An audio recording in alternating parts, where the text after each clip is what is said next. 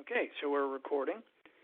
All right, so just like always, you have to log into EverLogic, and you guys get the basic idea of what's going on in the background, how it works, and we've spoke about that several times during this series of classes, as we always do. It's tabbed like hanging file folders. Today, we're going to go into the Parts and Service tab. We're going to come over to the service file here, and we're going to be working on this grouping right here. The technician scheduler is not included in today's class. It actually is pretty lengthy, so it's a class of its own. We do that once or twice a month. The next class for the tech scheduler is Monday, I believe, at 9:30 Eastern Standard Time. So if you're not able to attend but you would like to get the class, just let me know, and I can send you that link as well so you guys could watch that when it's more convenient, because I know 9:30 is going to be awful early for you guys out in California. So let us go ahead and begin. We're going to talk today about opening a repair order. Now, a repair order for us, service order or invoice with labor, however you want to refer to it, just know that as I'm talking about it, that's what I'm referring to. So in our repair order system, you're going to notice some similarities to the invoices that we did on the parts and service day. If it opens, there we go. It's pretty similar in design. Okay, once I can get them both up there next to each other. So here's your invoice if you're just going to sell a part over the counter. And here's the repair order where you can have parts and labor included. And you'll notice they're very similar to what you're looking at. The only difference is this one has this file system built into it because you have to have a separate place to account for the labor that you've done and different things like that. So I'm going to go ahead and get rid of the invoice. We don't actually need that. We just need our repair order.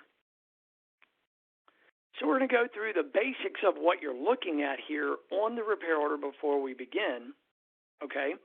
First things first, just like you would do on a parts invoice, we always recommend that you go ahead and get the customer's information. This is where you're going to go in and put in the customer's name. You click on the little fiery head guy there. You can search for a customer. So let's say Mr. Johnson, and we don't necessarily need a first name. Go ahead and hit search. It's going to bring back every customer with the name Johnson. Let's go ahead and just say Bill here. Double click on Bill. It'll drop Bill on with any information that you currently have on that customer. Okay? And we're going to talk about the difference between putting on a customer that's already in your system versus somebody new who just walked in off the street or whatever, called and made an appointment. As we move across, again, just like on the parts invoice, the flag that you see is for your on-account customers or customers that you bill at the end of the month, end of 90 days, whatever your term agreement is. This is where your bookkeeper can put in a credit limit and an opening balance on the QuickBooks side, and it will fill in here to let you know how much they have to work with. If the bookkeeper has posted a note, he or she will change the color of the flag in there and then write you a note. So if you notice that this flag is ever anything but green, you should be clicking on it to read what the notes are on here. Maybe the notes are saying, look, they're past their 90-day due period. Don't do anything more on account until they bring that current. It could be whatever the message is that they have for you. All right, so I'm going to get out of that. We really don't need to spend a lot of time. The repair order number, the RO number, and the date are obviously pre-filled from EverLogic, so you don't ever have to create the number. They're in numeric order, so the last one was 32. Next one will be 34, which you're going to see because we're going to do several today. All right, there you go, Augie. Let him in real quick. Okay, so on here, the number and date come from us. The retail type, you notice that it's already populated. When we do your system setup, well, usually it's me, I get with whoever's doing the setup with me and ask, what is the most common type of repair order you do? Do you do more internal work? Do you do more warranty work? Or do you do more retail work? Whichever one it is that you think you do the majority of, we set that to be the default that automatically populates in here when you open a new repair order form. Okay, I've got my company, Palm Tree Motors, the fake one I use, set up to always do retail. Let's do the drop-down box. You can have many different types. You can do retail, internal, which being work you do on your own vehicles, warranty work, an estimate type. You could have an estimate for retail and warranty if they were different pricing schemes. You can have a multi-type, and we're going to discuss multi-type in depth later on in the lesson, but multi-type just allows you to open one repair order that could have some retail, some internal, some warranty. We'll get into that in more detail. The red ones that you see down here are ones that I've used as examples and gone back and turned off, okay, because you can do just that. You could have other types in here other than just retail, internal, warranty. You could call them whatever you wanted, based on how you run your business. The average only ever do retail, internal, warranty, and an estimate. So there you go. I'll leave it at retail.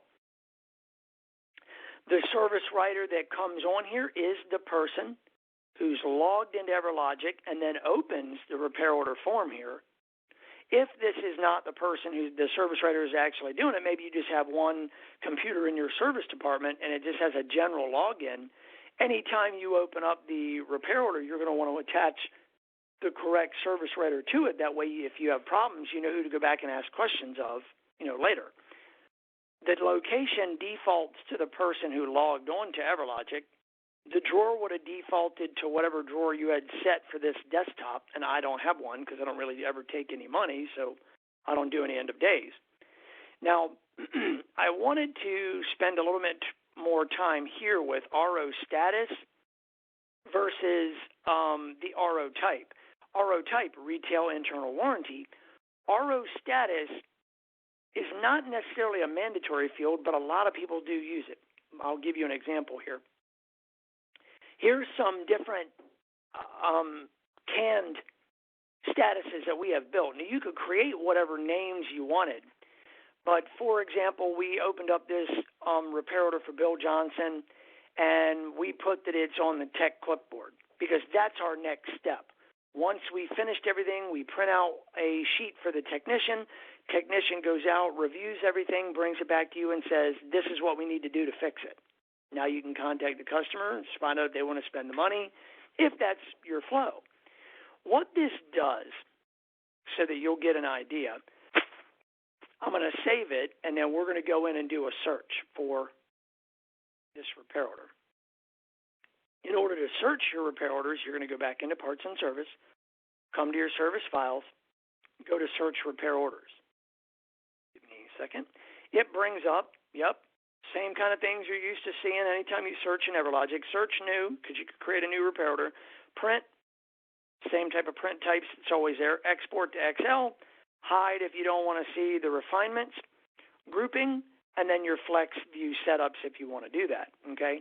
In here, I could search specifically for 17.833 if I wanted.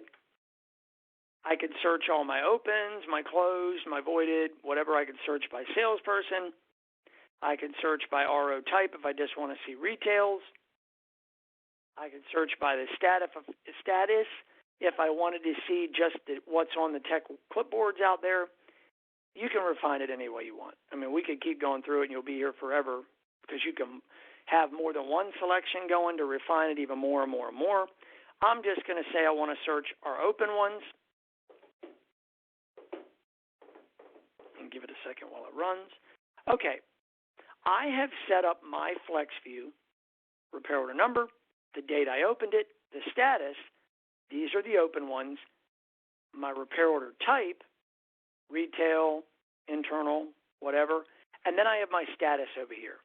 And notice that I have a couple that I chose to use it on so you could see.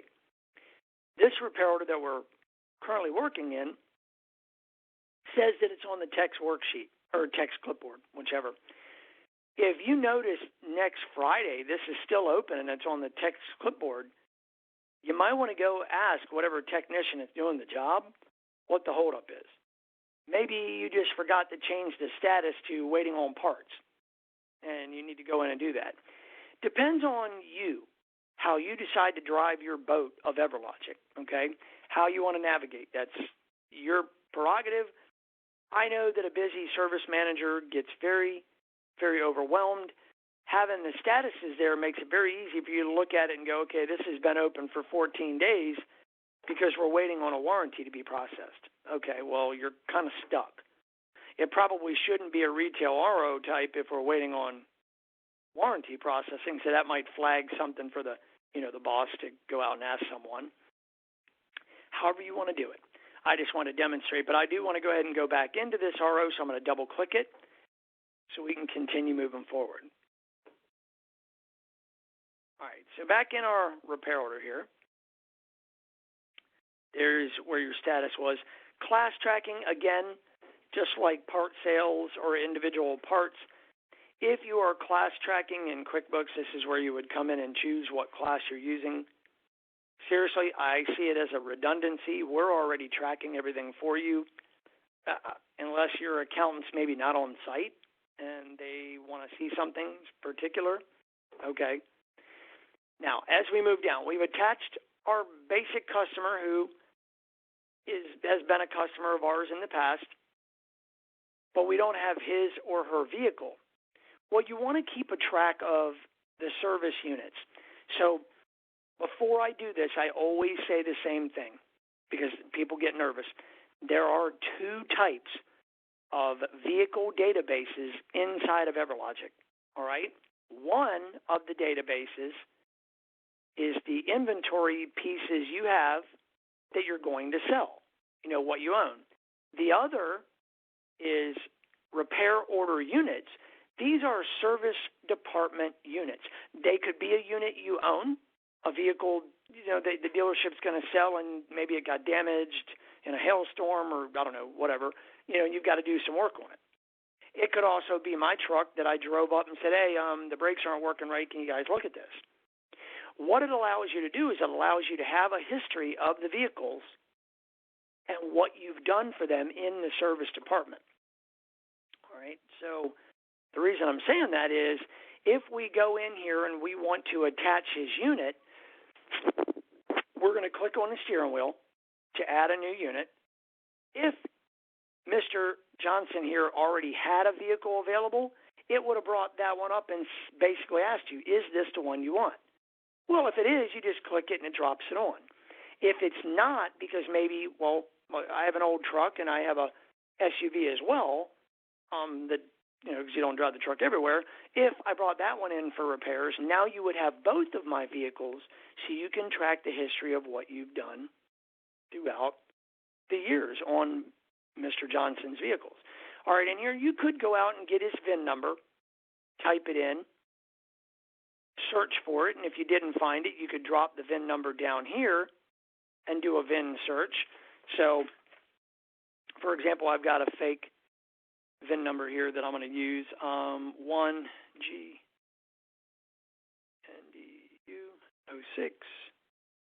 EXR T127664. All right, so I'm going to search my current vehicle database to see if we ever did anything with this one. Well, what do you know? It's an inventory unit that we're using somewhere else. So maybe we put in the VIN number wrong. It's not showing up. I'm going to X out of that, and I'm just going to change the last number here. There you go.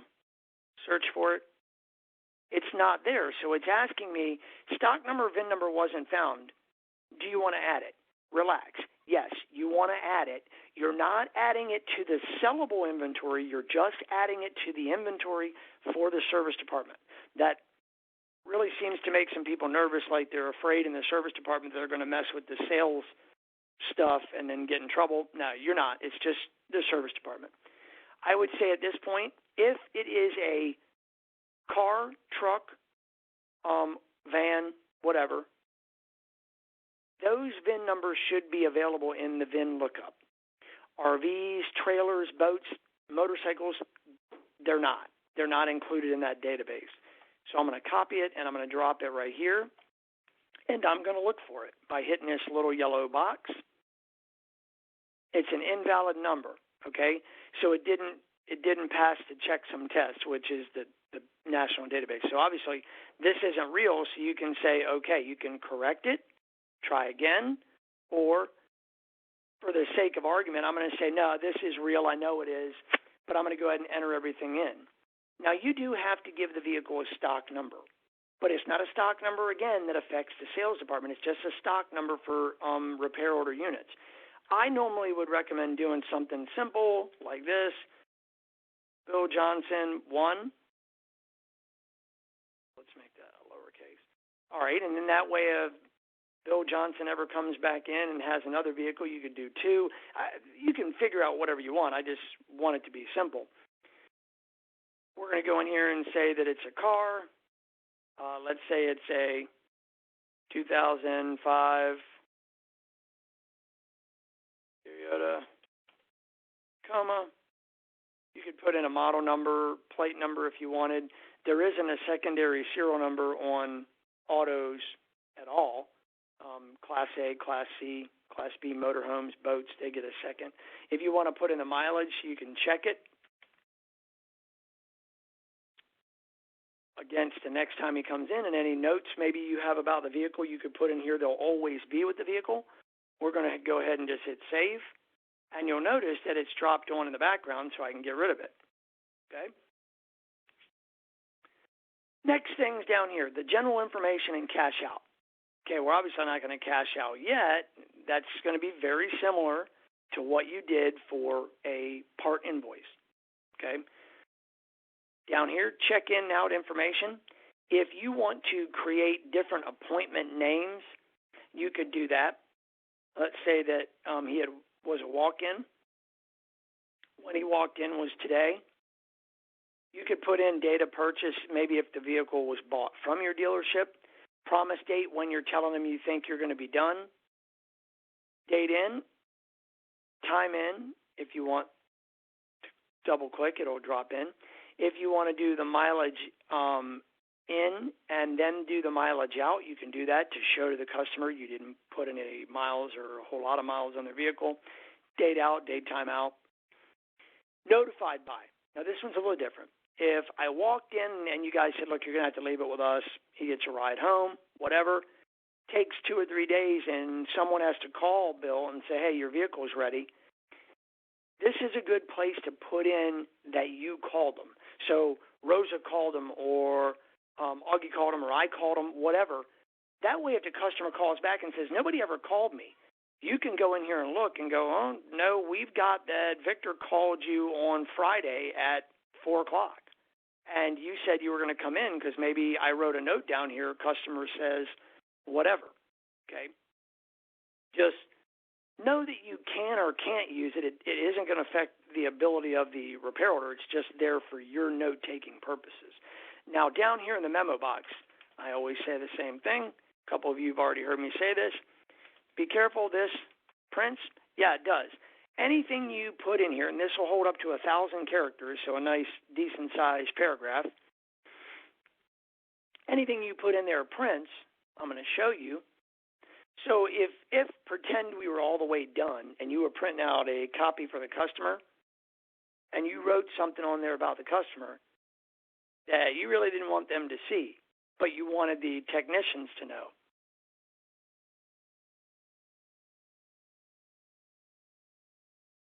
It prints right here. Now, my example, every time I do this class, we have a repair center that just works on BMWs and Land Rovers. Well, I mean, they would work on your car, but that's their primary focus is BMWs and Land Rovers.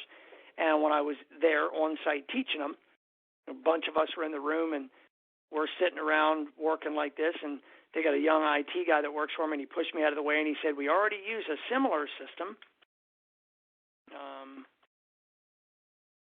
in our current DMS that we used when they were leaving and coming to us.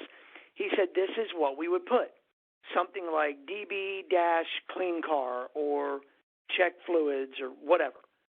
And I said, okay, well, what's DB? And he goes, well, if you're a customer and you're asking that, it means database. And we just tell them this is stuff that goes in our database for our records for later. No big deal, right? Yeah, okay, but I worked this industry for a while, so what does it really mean? He goes, well, in the beginning, we had that problem that you mentioned. Somebody wrote something about a customer who was not very friendly and was really rude. Well, pissed the customer off, and they ended up having to eat half the deal in order to make them happy. So he said, DB stands for douchebag. And I know some of you are laughing. He said, what we do is when we print it out for the technician, give me a second to print out, and give you an idea what the tech worksheet looks like. He said, anything like that, if this is a difficult customer, we print something like that on there for the technician so that they know. This guy was already difficult in the beginning. He's not happy about having to pay any money for his BMW or whatever. Make sure you don't get any grease or anything in this guy's car. Make sure everything is neat and clean when we give him back his car so he has one less thing to complain about. And it was just a way for them to communicate with each other and not run into the possibility of really making a customer mad. It's funny, and it makes sense too. So just know that what you print there or what you type there is going to print somewhere. All right, now moving on. The next tab up here is your service items. This is where you're going to come in and put in whatever work it is you're doing as far as the labor side. Parts, obviously, are on the part items tab. What you're going to do, come into service items, click on new service job, and it opens up the service job. This is repair job number 1. See right here where it says repair number 1. You can have, ladies and gentlemen, and I say it all the time, and some of you are like, Victor, we know already. You can put in as many labor lines as needed, and you can add as many parts as you need. This, really, I guess I'm speaking out of turn, but if you ever get to a point where it won't let you put any more, by all means, please call me, because as the teacher for the school, I need to know what the limit is. We've never seen it.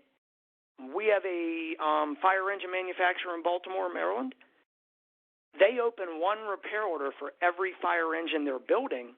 Now think of all the little things on a fire engine, all the pumps, the hoses, the cabinets, everything. Everything that they put on that fire engine is a different line. Well, Scott, I know their boss. He and I have been logged on before, and I've seen ROs that they have open with between 250 and 300 line items on them, because it takes roughly 6 months to a year to build one of those things. So if you ever get more than 300 and it stops you from doing them, let us know, because we've got it set not to do that. You should be able to do how many ever you want. Okay, with that being said, we're going to move forward. It automatically gives you the number you're working on. Labor codes we're going to talk about in a few minutes. Company and claim number. If this was a warranty type instead of a retail type, here is where you would come in and put whatever warranty company you're working with, say it's CareGuard or whoever. And then if they give you a claim number, you want to put that claim number in there. Because when you print them a copy at the end, obviously their name and their claim number is going to print. You fax over or email over a copy, they give it to their accounting department pays you, which is ultimately the goal you're shooting for. But this is a retail type, so I'm going to go back. All right. Job status. You can status the whole thing is on the tech clipboard, or you can status individual jobs just as well. So you could go in and look, okay, everything's done except this one job. What's the holdup? Maybe you're waiting on parts. Maybe you're waiting on diagnostics to be done, whatever, So that's your choice as well. You could do it here and there. Class tracking, same thing as up here. Problem, let's say customer states, taillights out. I don't know, whatever. Okay, what's the cause? You don't know yet. What's the solution? You don't know yet. Is it a bulb? Is it wiring? What? What you need to do now, come here to Farmer John, and this is where you're going to click to add your technician. Click that. It's going to bring up this section right here. Now, you can add more than one technician if you need to. You could add as many as you need.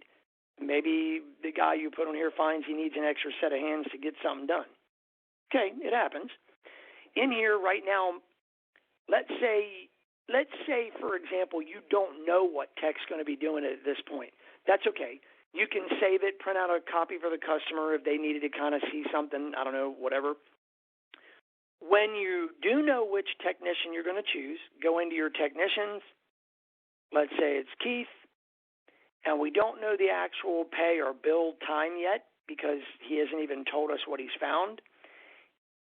That is completed, but obviously the word won't fit in that little box. When they tried it, it was just a big white blur, so there you go. And the completed date, we'll talk about those as we get there. So at this point, you don't know what parts you need. You don't know how much labor is going to take. What you're going to do is you're going to print out a tech worksheet for Keith. You're going to put it on his clipboard. And he's going to go out there and do his evaluation and figure out why the lights aren't working. He's going to write in a cause for you and what he thinks the solution will be and give you back the sheet. If you're doing it that way, he might just walk in and tell you, and that's fine, whatever. So say that was your process. He said that the wiring harness is shot. Maybe the customer ran over something, it tore it. What's the solution? Well, replace wiring harness. There you go. All right, so this is as simple as that. If the customer wanted an estimate, you could come in here and say my technician says this is going to be about an hour and a half. Okay? You could put in 1.5. It'll calculate up the labor, but then you need to attach some parts to this so you can give the customer an estimate. Okay? Come into your parts. Just like doing invoices if you were selling over the counter, we're going to type in wiring harness, hit enter, and look through our wiring harnesses to find the one we need. Let's say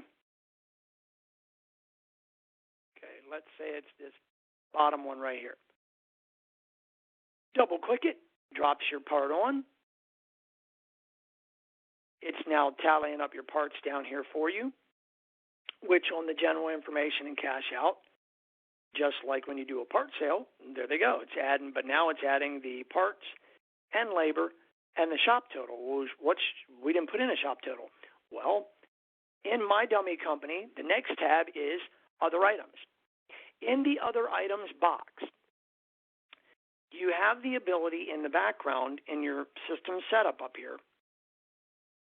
When you do system setup with me, we go in and we decide, do you do shop supplies and environmental fees? And if you do, is it a flat fee? Is it a percentage? Is it a percentage with a cap? We put that in. You don't necessarily need to put in a description unless you want to, and you don't need to put a vendor or cost. You don't put the cost in here. The customer only sees the amount anyway. If the customer was complaining about the $11.55 for shop supplies and you said, look, we're going to go ahead and knock that down to just $5. Okay? Customer, okay, that sounds better. Check the override button, put in $5.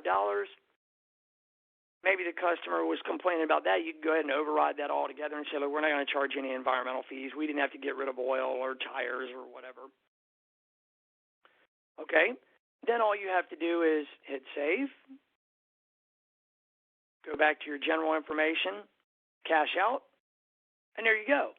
Here's your part total, shop totals, labor total. If you had wanted to print the customer out an estimate, you could make it an estimate. You could come to print, hit customer copy, or email them a copy maybe, because I prefer everything that way. It's just quicker. I don't have to carry around paper that I might lose anyway. And here you go. It says estimate right on it. Now, there is a system rule as well that allows you to turn on a watermark. And I have mine off, but if you want the watermark on, it goes right across the page right here, and it says right on it, it's clear as can be, not a final bill. So the customer can't come in if this ended up being a little bit more and complain to you that this isn't what he or she was estimated. Well, I told you it wasn't final bill. Okay. When you're ready to check out, you need to make sure it's in the retail status, warranty, or internal, or it's not going to let you do it.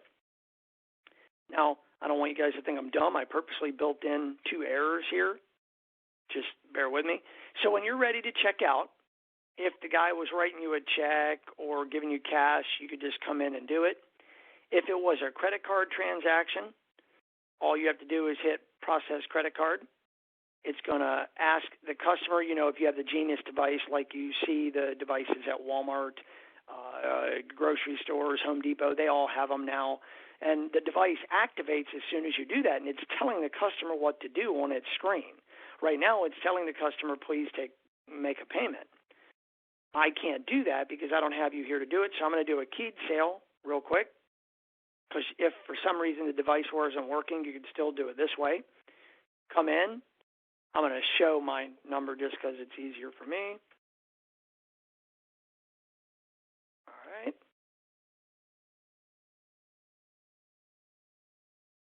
And if you had his address, you could put it in. I just always put in some, whatever. There you go. Hit submit. And that fast, I've processed credit card.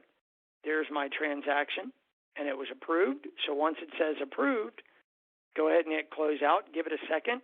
It's going to prompt you to print credit card receipts for the customer. Unless you have the Epson TM88V thermal receipt printer, it'll automatically want to print up the credit card receipt. Okay, so you print it. Yeah, you're done with that. It gives you a copy for them to sign, copy for you to sign. Give it a second. It's processing that right now.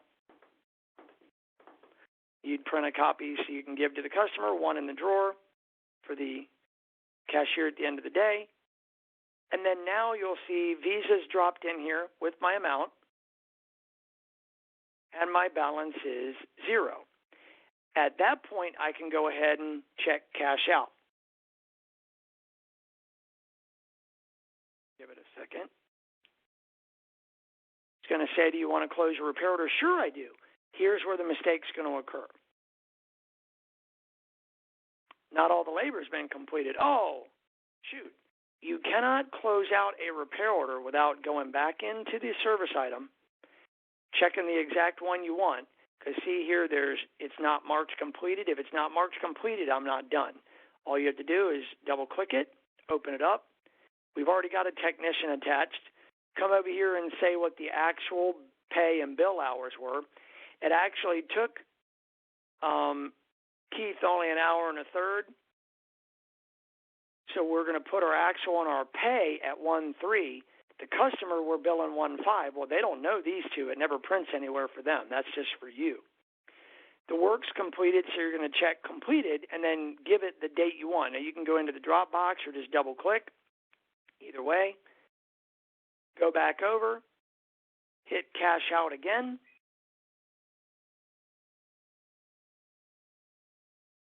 And I'm sorry, that's running really slow. Do you want to close your repair order? Sure, I do. And it's going to bring you up an 8.5 by 11 because obviously there's not a thermal for something that size. Okay, here's all the work you did. There you go, and here's the parts. Go ahead and print out a copy, X out. If you have the accounting copy turned on, it would prompt you to print one for the accounting department. Some people have to keep a hard copy for their bookkeeper. If you don't, and I don't, so I don't have it turned on. At this point, I'm done. Notice that cash out's grayed out. There's no balance due. And it says this is when I closed this repair order. Okay? Basic, simple repair order, and we've gone through all the stuff that you need to see on there. Now, what we do need to do is run through a couple other examples real quick together. So we're going to go into parts and service, come over to new repair order, and I want to create a new repair order where it's a customer just walked in off the street. Click on the fiery head little guy.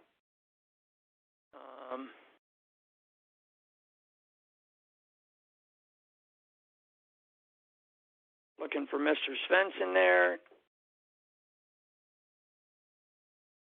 And we're going to say, let's see if he's in our system. No, he's not. This is how quick it is. New, opens up one for B. Sensen. You're going to put in his whole name. Let's say it's Barney Svensson. If he gives you a telephone number, which is really good to get, because if you have to keep his vehicle, you got to call him back. So, Mr. Svensson, can we get your telephone number? Yes, sure. It's 904-326-4125. At that point, you can hit save. If you need to get an email address, click on the little blue guy. You can fill in their home address.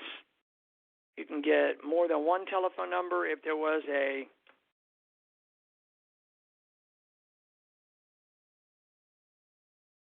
that's his email address, you can go ahead and hit OK. And you've now updated it. Hit save. X out. He is now attached to your repair order. I know I did that pretty quick, but you will get to the point that it will be that fast. In the beginning, you'll probably be a little slow at doing that, but after a while, you just click the guy, hit new, enter a name and a telephone number, hit save, get out, there you go. You don't have his vehicle information, so you do need to get that. Same thing that we did before. I'm not going to waste time. I'm just going to do the BSWE. Sensen 1. I'm looking for it. I know it's not going to be there. Do you want to add it? I'm going to say, yeah, I want to add it. I'm going to add it. I'm just going to copy and paste that same thing. Let's say it's an automobile. It's a 2009. Maybe you work on Toyotas. Corolla. You could put in the rest of it if you want. That's up to you. Okay. Hit save. You've effectively started tracking the guy's vehicle as well. Again, all the general information that we talked about, maybe notes that you want to put down here for the technician, you could. Come in here and this one. Manual input, you're going to put in repair order number 1. I'm going to go ahead and just say that I'm giving this to Ralph. And the problem is something like customer states wipers don't work. You would hit save, send it out to the technician. Technician says blown fuse, solution, replace fuse. Okay, there's one. Okay, maybe your minimum in your shop is a half an hour no matter what. And then maybe the customer said, there's another problem too. While you're looking at that one, would you look at another? Just hit new service job. It's giving you job number 2. You're going to assign that to Ralphie as well. This one. AC fan not blowing. Again, you printed out all of this, sent it out on a tech worksheet, and he came back and said on this one, maybe you had a capacitor is blown as well. So this guy's definitely got some electrical issues. So what are you going to do? You're going to replace it. Maybe this is going to take another half an hour. Okay, and the customer just wants an estimate. Well, you're going to come in here. You're going to put in fuse. All right, sure. Maybe it's the fuse -10. Hit enter. Drops your part on. You only need one of those. Okay. And in here, I don't have a capacitor, but maybe I need to get one from a catalog. You can add a part to the system right here real quick. If you've loaded your main vendor's part catalog in the background, you can search in their catalog and just tell it to put it into inventory, and you can special order it. When it comes in, you can get it done. I'm going to say add the part from a catalog. Sure, this is the one I need right here. I'm just going to go ahead and double click it. It's going to ask me where I'm going to put it when it gets here. I'm just saying it's going to be in and out because I don't keep them here. And I'm going to hit OK. I've now added that with a 0 quantity into my parts inventory, and I need to order one. Well, just like when you do parts, you can say, I want to click right here. I want to add this to a new purchase order. It's going to open up a purchase order for Northern Wholesale because that's who our vendor is. I'm going to call them up real quick and say, can you send one down? Maybe it's your local guy. They're going to send it right over. This is a special order for RO 17834. It's for Barney Swenson, and this is what you ordered. One right there. I'm going to go ahead and hit save. And I'm leaving it that way on purpose. We're done. We've called it in. It's on order. Okay. Other items, well, there you go. Here's our shop supplies at this point, and it's tallying 385 because the shop supplies are tallied as a percentage of the labor on the deal. Well, service job number 2 here has no hours estimated at all. Or I'm sorry, service job number 1 had no jobs estimated or hours estimated. So maybe we're done. We're going to come in. We're going to say our actual on this was 0.25. Hit tab, and it automatically populates, but our minimum in our shop is 0.5, so I'm going to change it. This is completed. Today's the day he completed it. However, job number 2 down here is not done because we're waiting on that capacitor to show up. Okay?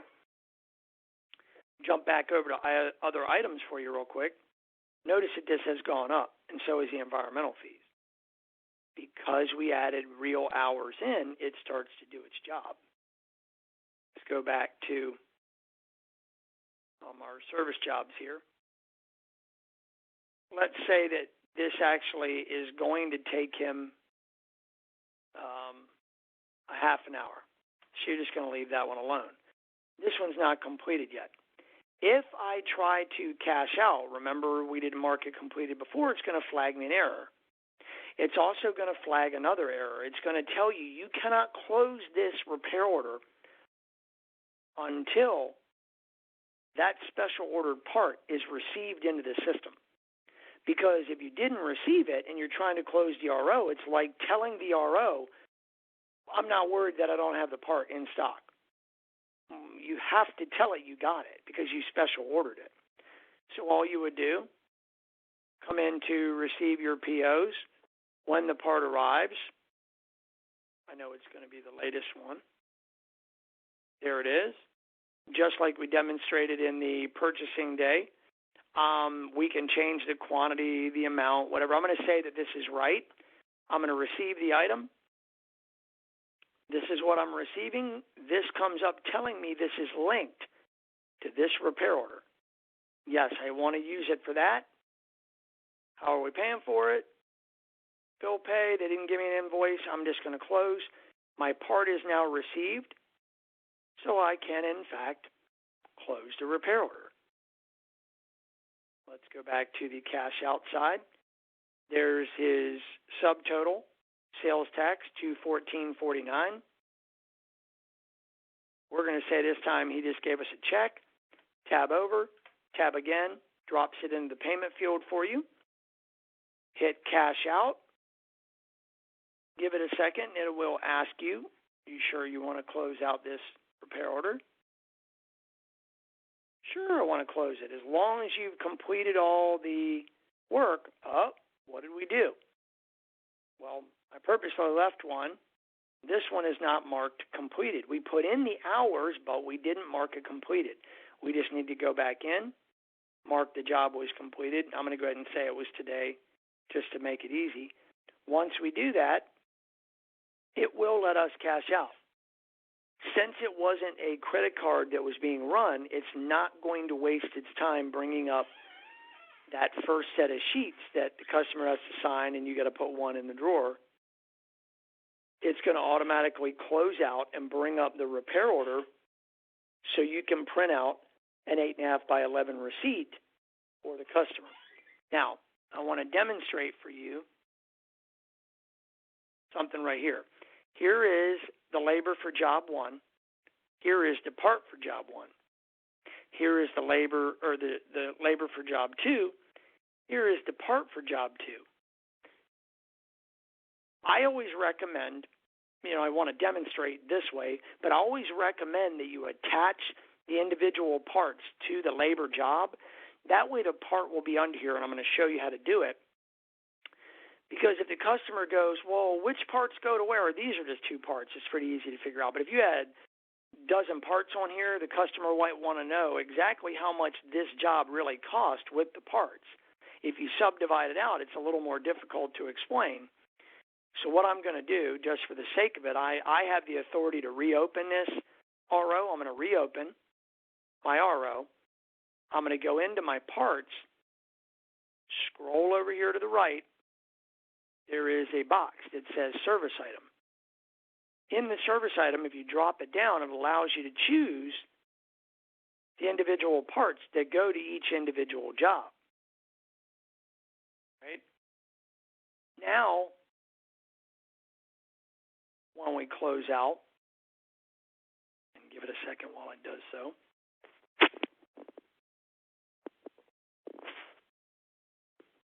All right, we're going to hit yes, we want to close, and it's going to print us up a receipt for the customer.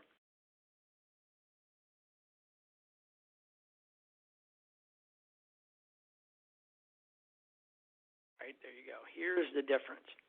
If you attach them, see how it's added the part here? It's now giving you the charge for this job less the tax. This is a charge for this job less the tax. Shop supplies and environmental fees are always dropped underneath. They're not for a specific job. It's for the entire repair order. Okay? Just wanted you guys to see the difference, what's there. Okay, now, next one for today. Parts and service. New repair order.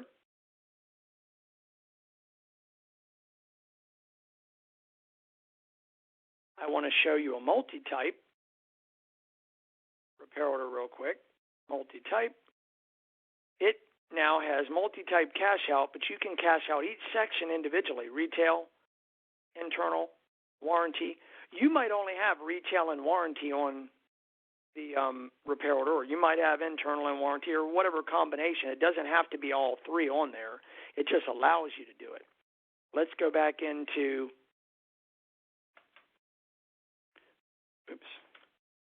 Mr. Svensson. I'm going to search for him real quick because I want to demonstrate using him. And since he already has that vehicle, maybe he brought his car back. If we go in here to look at the vehicles, it's going to bring up, oh, this is the car we're working on? Sure. Okay, double-click it. Drops his 09 Corolla back on there. If you want to put notes in, again, you can. Now, the difference here is going to be when you come to put in your service job. It asks you, is this retail, internal, or warranty? Well, I'm going to say that this is a warranty portion, okay? And it's he's got a pulley slipping out there, okay? What's causing it? Bad pulley. What are you going to do? Replace the pulley. Okay. Now, you do need to choose your warranty company. Let's say it's CareGuard, and let's say they gave us a number. We put that in so there's a reference if you have to contact them about the work. You're going to assign it to a technician. Let's say it's Eugene over here. And you're going to go ahead and put in here the part you want. If you had it in front of you and you had a scan gun, you could go ahead and scan it and it'll drop it in, as long as you've got the barcodes loaded.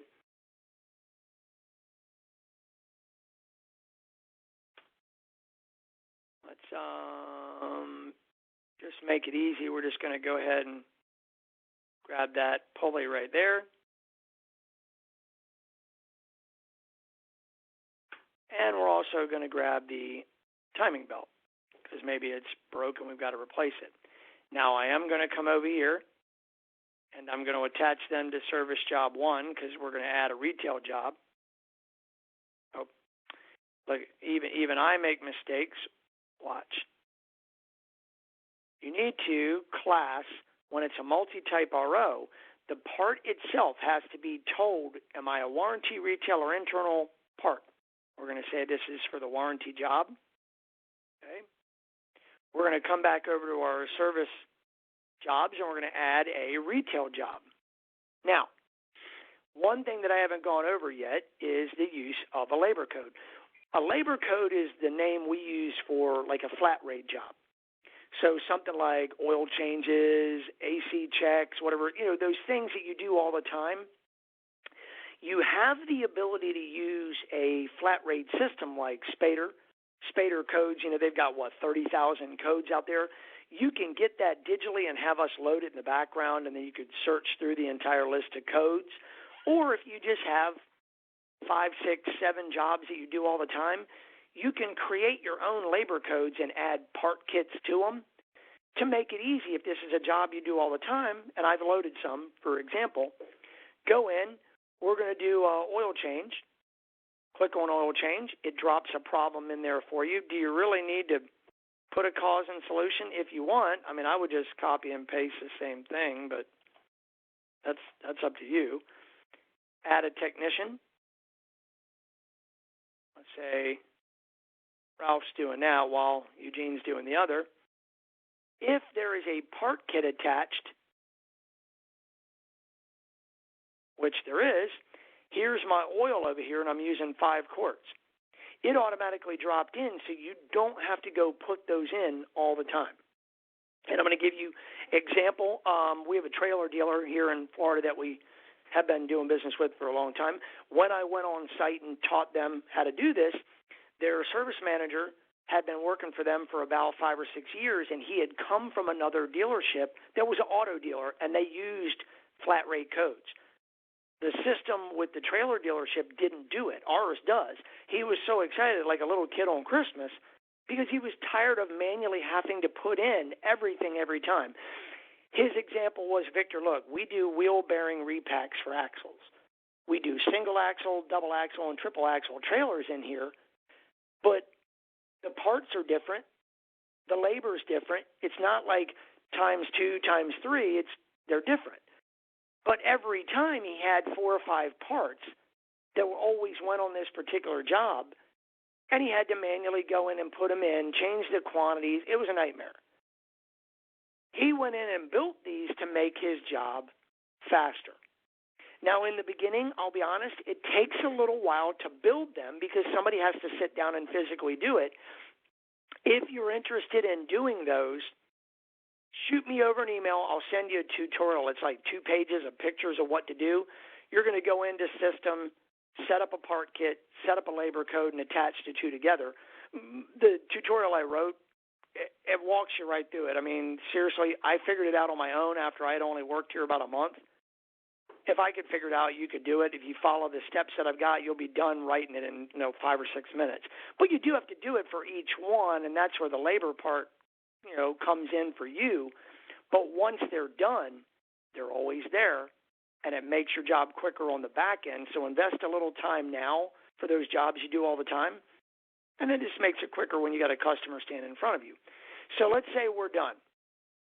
The only thing that we haven't done is attach the oil. Oh, wait, we did. No, I'm kidding. The part kit knows when you put the labor code on that it's automatically attached to this job. So when you use a labor code, you won't have to come in and choose unless you added more parts to this job. Because sometimes you have a labor code that doesn't have a part kit because although the amount of time is the same, the parts aren't. Different cars, different parts, whatever. So we're going to go ahead at this point and cash out. But I know you caught that. I did not put in time for the first job. Let's say this job here took 2.5 hours. I'm going to tab over and just leave it. We're going to bill the customer the same. We're going to say we're complete.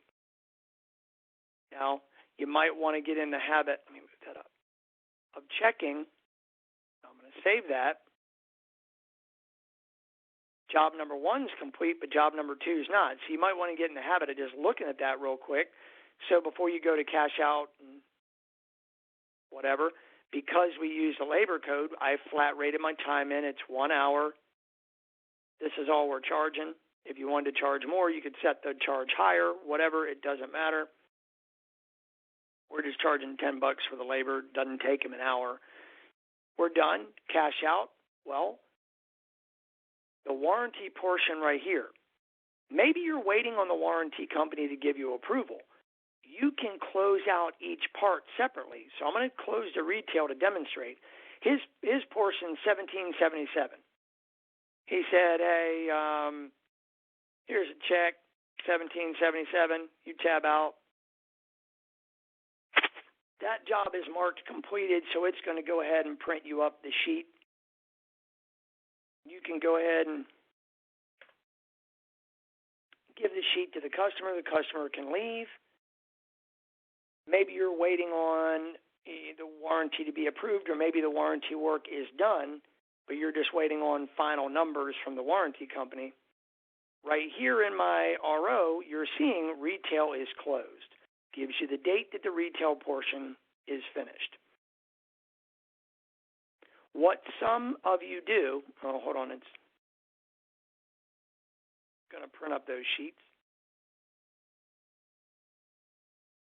Okay. I apologize for how long that's taken.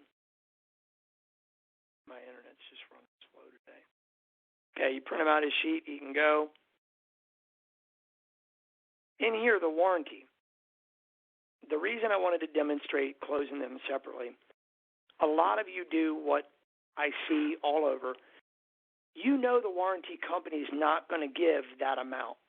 So you're going to wait to close this until you get the final number from them. So maybe they emailed over and said, "Hey, look, we're only going to pay $387 for that."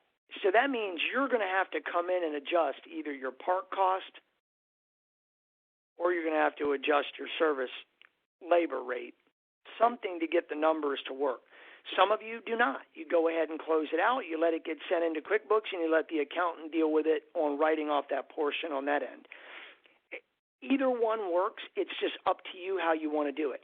The only thing I'm going to tell you here is that if you close this warranty type and you manipulate the numbers, you just don't track how much they shorted you over the course of a year. Some of you want to see it. So maybe you can stake a claim with them at the end of the year. Look, you've cost us to eat X. If you know it's a waste of your time, you don't worry about it.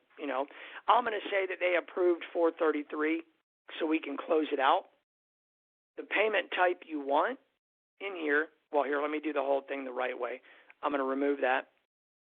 I would have said in here, select payment, warranty, tab over, it's zeroed out. No money is transpiring and moving hands here. This is going to be sent over at the end of day by whoever, your bookkeeper, cashier, whoever handles that. It's going to be sent over as a receivable into your QuickBooks, a bill into QuickBooks for that warranty company. Your accountant or your bookkeeper is going to send them a bill. You've probably already done so as well, because I know normally you either email one or you print one and fax it, whatever. They've already got it. If the bookkeeper doesn't receive the money, they're going to double up on this and say, we need our $433.95. But as far as your work goes, you're done. You just said it was a warranty payment, $433.95. Close it out. You're done. Now, hold on one second. You want to close this warranty section? Yep. And you can go ahead and print out the sheet if you do have to fax it over, or print it out because you've got to give it to the accounting department so that they know we need to bill this customer.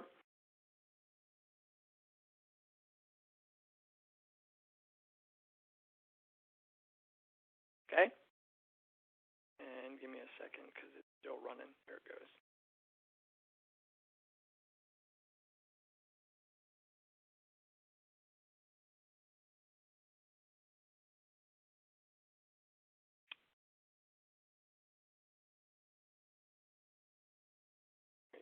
Sorry that's taken so long.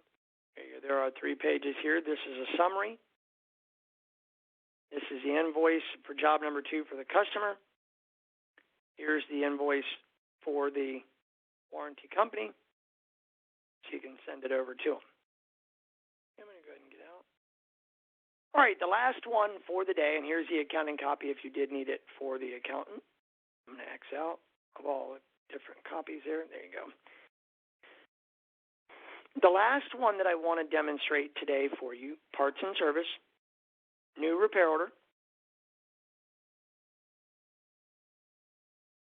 I want to show you how to add subcontracted work. So let's use our same guy again, SWVE. Here's Barney. This Toyota's getting a lot of work done. Add our vehicle. Double click. Okay, come in here. And maybe the customer tells you that he's got a broken window. Can you look at that while he's here? You don't need to write a service job unless he's got some other work. So let's say he wants you to, let's see, problem customer needs headliner replaced. What's the cause? Old headliner, I guess. I don't know. Solution. You're going to replace it. Okay? Give it a technician just like always. Let's say it's Keith again. We don't know the time. Customer has a cracked windshield. So you tell the customer, hey, while you're here, we can get that done too. Yeah, okay, go ahead and do it. Go to your other items. Right-click anywhere. It doesn't matter where you're at. It'll say Add Item. Hit Add Item. It gives you a sublet, a subcontracted box. You can put in replace windshield. Give it a vendor. So you're going to pick the guy who's coming out to do the work for you. Let's say it's, I don't know, this one right here. Check the override, and you can put in the amount you're charging the customer. Here in Florida, that's not the case. Warranty companies cover it for us. But let's say it costs you $125. Okay? Don't worry, the customer doesn't see the cost. They only see their charge. Okay?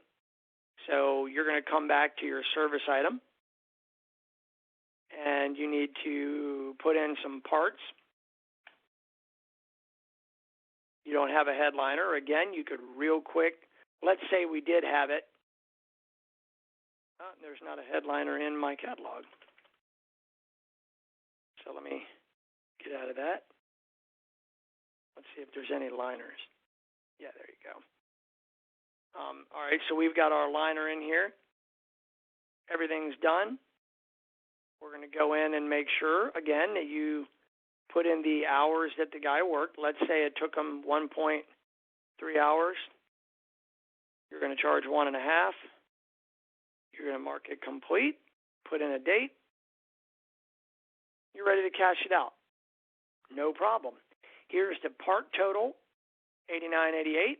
Here's your shop total. Well, shop total is high. No, that includes the subcontracted work. Okay? Remember your part.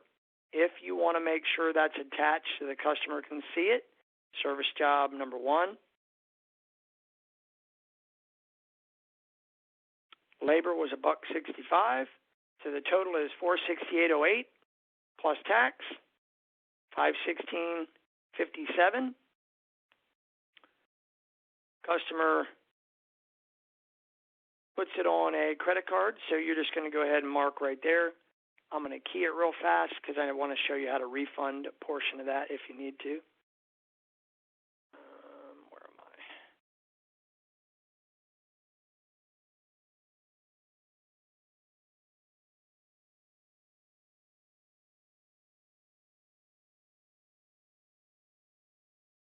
And we're good. Close it out. We've been paid. Give it a second. It's printing the credit card receipts for you. Like I said, if you have it set up as a point of sale machine, it's just automatically doing it for you. You've given the customer a copy to sign. Customer signing the copy because you're going to keep that one, put it in your drawer. Here's a credit card receipt for the customer. And then you're going to close out.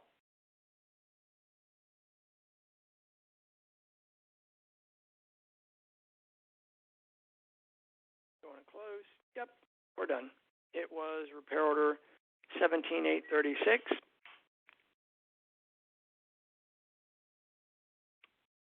Print the customer his copy. Now, the customer comes back for whatever reason and says he wants to bring back, the part, or he doesn't want the work, he doesn't like it, or whatever it may be. You're going to come in and search the repair orders. If you remember the repair order number, maybe he had his receipt, you could put it in. If you remember the customer's last name, you could come in, hit enter. You can get most of his name in there and it'll find him. Let's say it was this one right here. Double click it and open it. I know that the repair order is already closed and it's going to tell you it's view only because you can't manipulate a closed one. You need to not reopen it. You need to return repair order. Okay?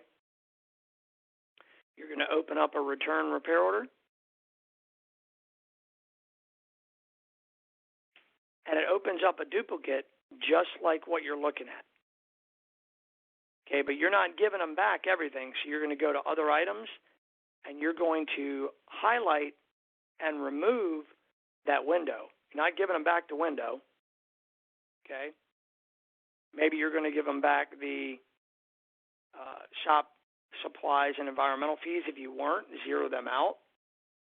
So maybe you tell them, like, we can't return those because we've already used them and accounted for them.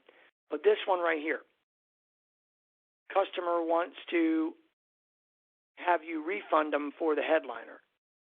Maybe he didn't like the work you did. So what you tell them is, look, we're going to make you a deal. We're going to give you back the labor, but the part you still have to pay for. So you're going to come in here and right-click and remove the part. And now the amount you're going to give back to him is $186.25 on his credit card. All you have to do, you don't even need the physical credit card, because using the new chip cards, it creates a token, and it's right here. You right-click, process credit card, process refund,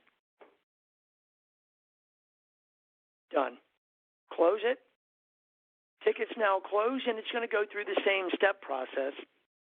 It's going to print out credit card slip for him to sign, give it to Barney over here. He signs it. You put that one in your drawer. It's going to print up another one that's a receipt of the actual credit card transaction for him. You go ahead and give him that one. And then you can go ahead and close out because there's no money due. Give it a second. You want to close repair order? Sure do. We're done.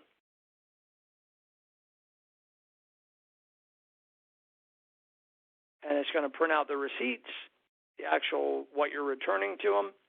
You can give them that one, let them go. Okay, no problem.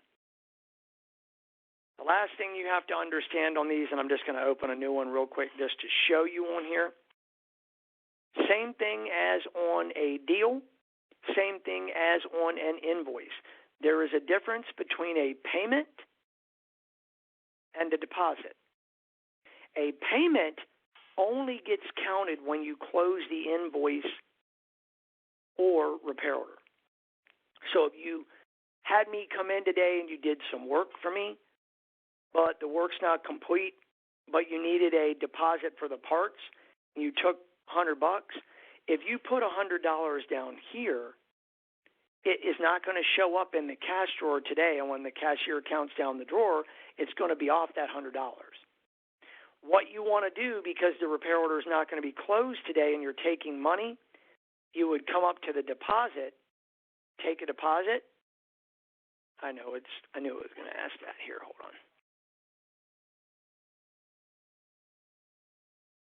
Let's real quick add them on there. You can come in here, take a deposit. Say that you're taking a check for maybe $200. Okay? I would recommend if you do that, you put the check number down here for the bookkeeper because you're probably going to need it. Hit add. It's now giving this guy a $200 credit, essentially, to this deal because you haven't put anything on here yet. If you went in and put in your parts, too many.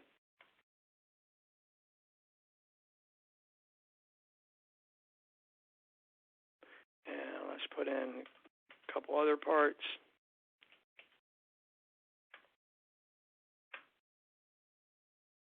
One of those. There you go. We're starting to tally up some parts now. And you're going to see that it's telling you the more you add on here, the less of a balance he's going to have due at the end. But you haven't put any service jobs on here. When it's totally finished and he comes back in, you're going to close out this repair order. And upon doing so, if there's any balance, you're going to take the balance. And then when you close the RO, that money will get counted on the day you close the RO. The deposit counts the day you took the deposit. That way you took a $200 check today. The bookkeeper can take that $200 check, account for it, take it to the bank, and put it in the bank so you have the money. Okay? Those are the difference between the two. Okay, so we have covered several different types of ROs, multi-type, retail, warranty, internal. And internal, you're only using, guys, when you are working on your own units. Okay, that's the difference. If you have that arise and you have a problem with it, just give me a call. I'll walk you through it. It's no big deal. We have talked about adding parts. We've talked about labor codes and part kits. We've talked about manual service job inputs, parts, attaching parts to each individual line of work you're doing. We've talked about adding a customer that's an existing customer and a new customer. We've talked about adding deposits versus payments, and we've talked about refunds and subcontracted work. Okay, those are the basics of the service writing for repair orders. Now, let me minimize this. When you go into search, you can always search there. You can always go to list, look at open ROs, today's appointments, open work in progress, today's closed repair orders. Maybe you just want to see what you closed out today. This is going to show me I have nothing physically closed today. Of course not, because I didn't do mine that way. Search labor history if you want to see what's going on. You can. Repair order units if you want to search them. Now for the service department, in the report section, here was parts reports, here's service reports. The big one for you guys, gross profit, yes, and technician productivity, okay? If you want to see their productivity and you're not using the technician scheduler, the hours that you're seeing are only going to be hours on closed repair orders. The tech scheduler works like it's really a scheduling tool, but it can kind of mimic a time clock. It would be a lot of manual input-output, but it'll track every minute that a technician punches in and out of a job. Okay, and that's these other reports tied to it. Okay, with that being said, we're pretty much wrapped up. Any questions before I let you guys go for the day? Okay, all right. If you're asking, I'm not hearing you, so maybe your mute's on. If you do need a copy of today's class, please, by all means, shoot me over an email, support at EverLogic, or just Victor@EverLogic.com. I'll go ahead and send you back a link. Otherwise, you are good to go for the day. All of the classes that were covered for the week can be found, can be found on the Home tab. If you click on the Help button, it'll hyperlink you to EverLogic.com Learning Center. You scroll to the bottom, There's all of the classes right there if you want to take the 45 minutes to an hour when it's maybe less busy. You could do that and watch them again. There are no classes next week except for the tech scheduler class on Monday morning, because normally next week would be a travel week. I just happen to be here. So if you have questions next week or need something done, please by all means get with me next week. I'm in the office. The week after, we'll be having another run of classes just like this week. If maybe you missed something or had somebody who couldn't attend, please by all means have them take the class then. Otherwise, have a great weekend, and we will talk to you soon.